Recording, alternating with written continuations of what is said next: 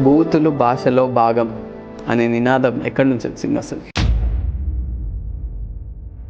మరి ఇంత బూతులు అయితే ఎక్కడ ఏ మూవీలో లేదు కదా. క్లీవేజ్ అవని ఇవని ఇవన్నీ నీకు పెద్దది కావాలా చిన్నది కావాలా అని అడుగుతారు హీరో బ్రెస్ట్ గురించి. చిన్నది కావాలా పెద్దది కావాలా అంటే సేమ్ మీకు మైండ్లో ఎట్లయితే పడిపోయింది.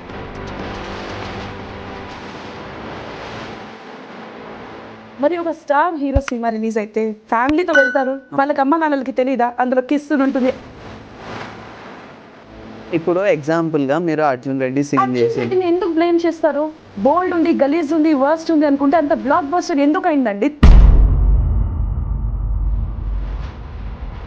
మీరు స్టార్టింగ్ నుంచి ఇట్లానే ఉన్నారా లేకపోతే ఏదైనా సిచ్యువేషన్?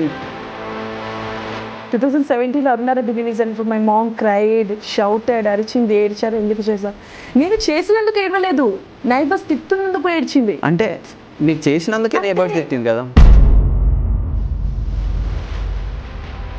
బ్లూ ఫిల్మ్ తీసి ఉంటే అసలు ఇంటర్వ్యూ వరకు కూడా ఉండకపోతుండే. You're not my boyfriend or else you have enjoyed me.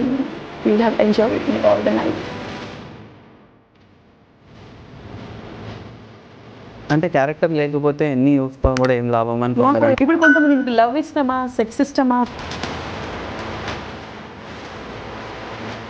స్టార్టింగ్లో ఓకే అన్న దాని తర్వాత కూడా మళ్ళీ ఎత్తి చూపిస్తూ ఉండే వాళ్ళు ఉంటారు కొందరు, రైట్? అరుణారెడ్డి 2.0 తీసినప్పుడు ఐస్ క్యూబ్ సీన్కి ఏది చేయకుండా ఉండాల్సింది, అది ఎందుకు చేసినాం, అంతా బాగానే ఉండాలి. ఒక్కటేంటంటే అదే దాని వలన బాగా ఇది వచ్చిందని చెప్పి నా ఫ్రెండ్స్ నన్ను బాగా ఎంకరేజ్ చేస్తారు.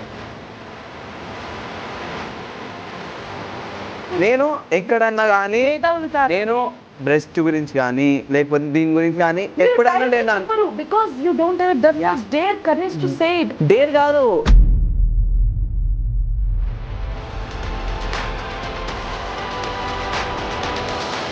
మీ పాస్ట్ చెప్పినందుకు బ్రేకప్ అయింది. పాస్ట్ చెప్పినందుకు కాదు, అరుణారెడ్డి తీసినందుకు.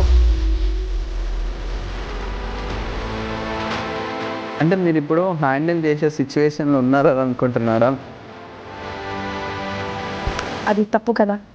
ఇప్పుడు మనం మెచ్యూరిటీ లెవెల్స్ ఎంత ఉంది అనేది టెస్ట్ చేయడమే నా main motive. Only for 18+. This is bold video.